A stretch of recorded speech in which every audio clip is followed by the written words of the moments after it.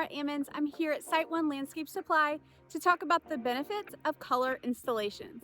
So color is annual and perennial plants that provide interest. Annual color can help bridge the gap between perennial bloom times. Their shorter lifespan allows for customers to change up their color scheme and designs. Depending on your area of the country, annuals bloom for their season, either cool or warm, but in some parts of the country, they can flower for extended times and span into both seasons.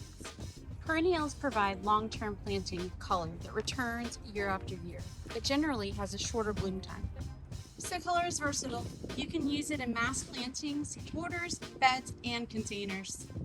So color can highlight important areas of the landscape.